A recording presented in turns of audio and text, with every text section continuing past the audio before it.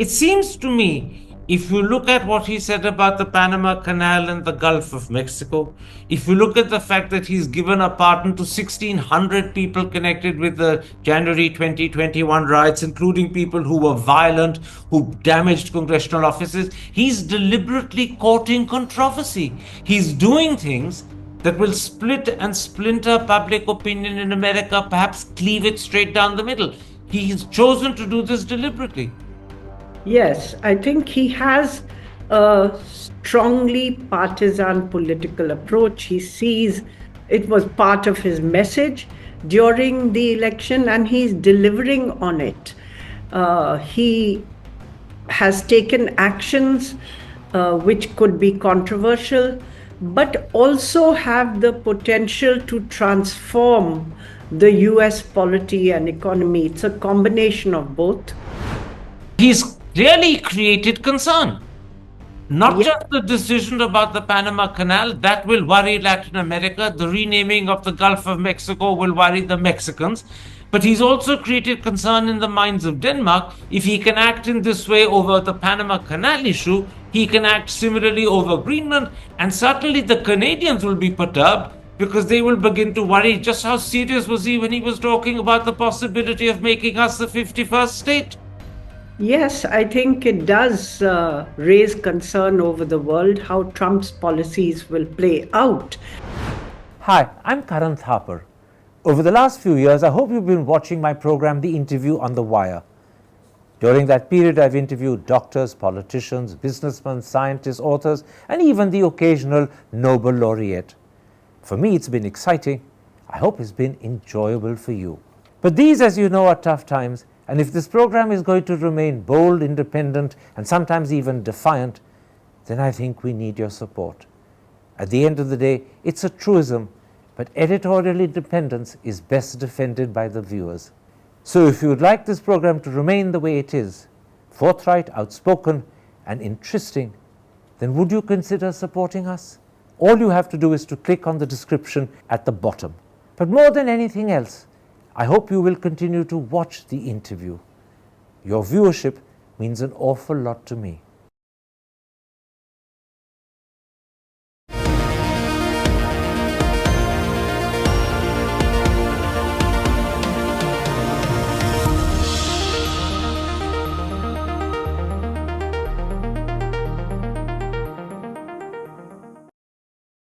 Hello and welcome to a special interview for The Wire.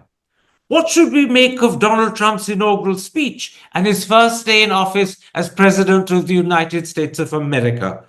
What message has he sent out to the rest of the world? And what does it tell us about how he views himself? Those are the key issues I should raise today. My guest is India's former ambassador to the USA, Meera Shankar. Mrs. Shankar, what did you make of Donald Trump's inaugural speech? He called his swearing in Liberation Day and the start of a golden age. How did you respond to that?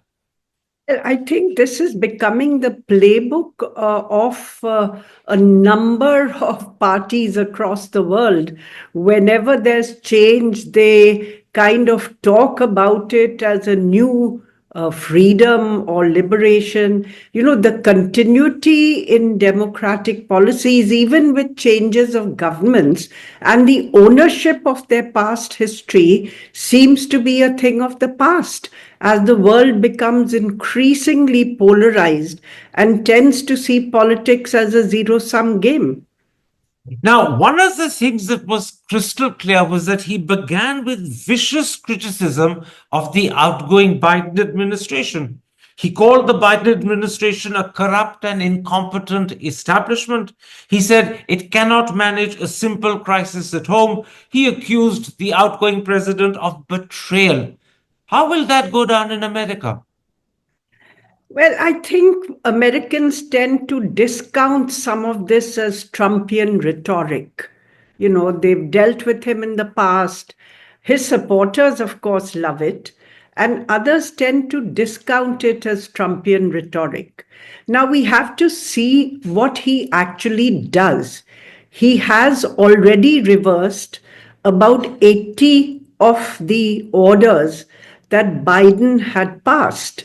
And these pertain to immigration, to environment and energy, to the federal government. So there's a range of issues which he is moving very swiftly and decisively to change course, as he had promised during his campaign. In fact, he has said that he wants to end the age of liberal extremism in America and pessimistic declinism abroad, and wants to restore American primacy in the world. And I think these two or three aspects are going to inform his policies as we go ahead. A lot of the things he has promised, he has done on day one to the extent he could through executive orders. For instance, he's declared an emergency on the southern border, said that no illegals will be allowed in, and also deployed the army on the southern border. He's also reversing policies on asylum and promising the largest mass deportation in history. He's walked out of the Paris Agreement on climate change and declared an energy emergency and given permission, or said that he will give permission. Let me take up those points you're making one by one because the audience won't be familiar with them. I don't think many people in India were staying up late at night to hear his speech. So let's go through them one by one for the audience.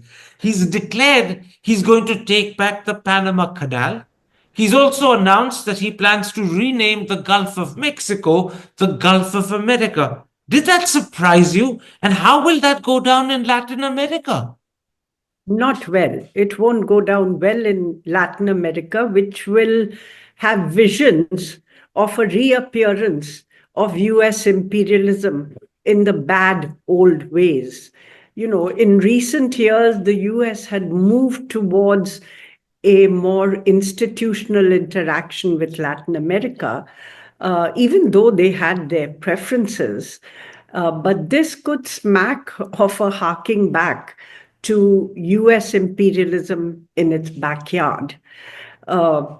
With regard to the Panama Canal, he declared that China controls the Panama Canal, which is not the case. It's the government of Panama which does. But he believes that Jimmy Carter's decision to give back the Panama Canal to the Panama government was a bad one. And he's made it clear that he is looking at US expansionism by wanting to take back the Panama Canal. Also, previously, not in his inaugural speech, wanting to buy Greenland from Denmark. Absolutely. Given that he's announced categorically, we'll take it back, is his precise language when he spoke about the Panama Canal. Where does that leave his earlier statements wanting to take control of Greenland and wanting to annex Canada as the 51st state? If he's taking back the Panama Canal, which people weren't sure he actually was going to do, now he's announced he will. Are we getting a bit concerned that maybe he has equally firm intentions about taking over Greenland and acquiring and annexing Canada? Well, he didn't mention those in his inaugural speech. So I think some degree of restraint there. But it's possible that he will pursue at least the Greenland option through discussion and negotiation, and perhaps through making an offer that people can't refuse. But we have to wait and see, because his charter is full. He's taken so many decisions on day one that now he can go and play golf. But he's clearly created concern. Not just the decision about the Panama Canal, that will worry Latin America. The renaming of the Gulf of Mexico will worry the Mexicans.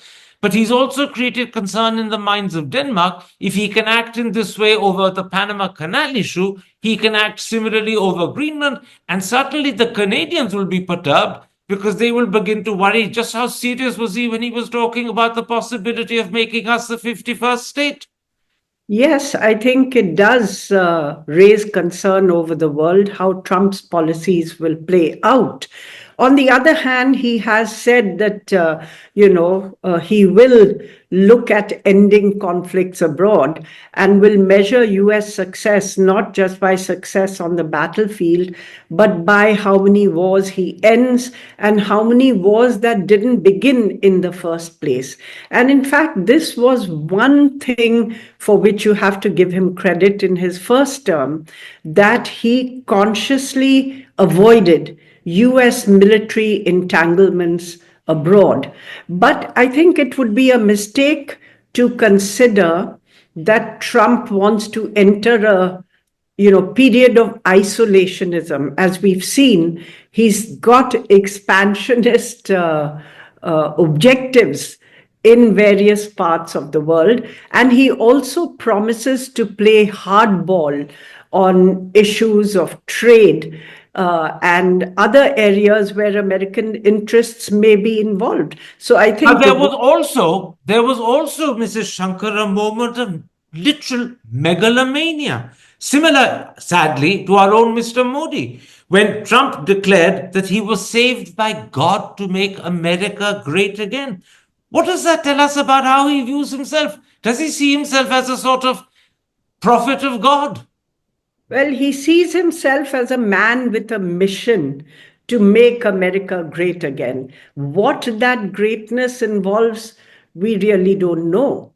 But yes, it's quite clear that he thinks that his main job is to protect America's borders, to But the point is, he now claims that God has sent him to do it. Well, that's a manner of speech. But yes, there have been elements of megalomania in the past as well. And this is an example. After the speech, during the rest of the day, he signed a blitz, or maybe one could even call it a blizzard of executive orders, perhaps more than any earlier incoming president. Was the intention to deliver a sense of shock and awe? Yes, to deliver a sense of shock and awe, but also to indicate or to show that Trump 2.0 has come more prepared, more confident, and more ready to act swiftly to deliver the changes that he has promised. I mean, quite frankly, he has a stronger mandate. He has won not only the Electoral College, but also the popular vote, controls both houses of the Congress, has a conservative leaning Supreme Court, though, of course, his majority in the House of Representatives is very thin. It's only about 5 or 6 seats, and that's one constraint that he might face. But otherwise, he's come with the kind of authority that few presidents have had. And he's showing that he intends to use it and act swiftly. Now, the point is that after the midterm elections for the Congress, 2 years down the road, he could well become a lame duck because everybody knows he cannot stand for another term.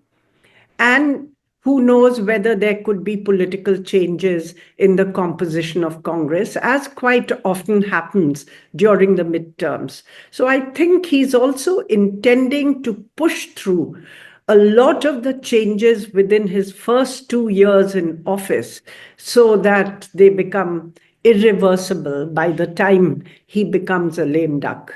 Now, one of the things that stood out, and I noticed that it was deliberately commented upon fairly extensively by news channels like the BBC and CNN, is the fact that he's pardoned nearly 1,600 people connected with the January 6, 2021 Capitol riots. That's practically everyone connected with those riots has been pardoned. And it includes people who violently assaulted police officers, who smashed windows, who damaged congressional offices.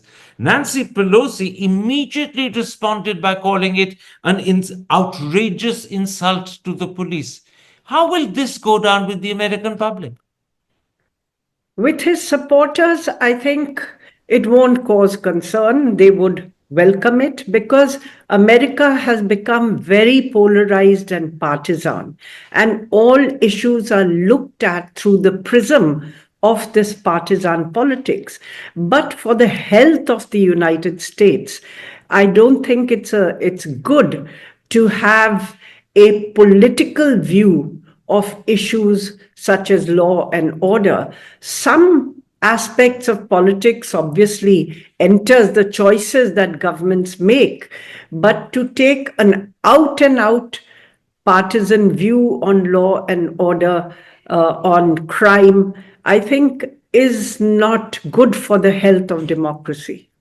It seems to me, if you look at what he said about the Panama Canal and the Gulf of Mexico, if you look at the fact that he's given a pardon to 1,600 people connected with the January 2021 riots, including people who were violent, who damaged congressional offices, he's deliberately courting controversy. He's doing things that will split and splinter public opinion in America, perhaps cleave it straight down the middle. He's chosen to do this deliberately. Yes, I think he has a strongly partisan political approach. He sees it was part of his message during the election and he's delivering on it. He has taken actions which could be controversial, but also have the potential to transform the US polity and economy. It's a combination of both. On some issues like tariffs, he has not moved to act straight away. It's a more deliberative process that he has put in motion. He has asked his government agencies and departments to study unfair trade practices by other countries and US trade deficits with other countries and come back with recommendations for action. So it's going to be a more deliberative process.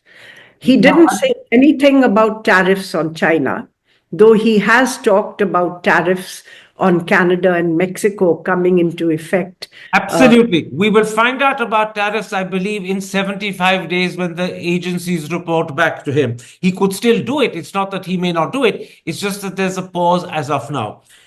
But what he did do is almost immediately after his inaugural speech, he signed orders taking America out of the Paris Accord, and he started a process to withdraw America from the World Health Organization. Are you surprised by the speed with which he's acted here? No, I think even in his first term, he walked out of the Paris Agreement almost on the first day. And he had threatened to do this, which he has done.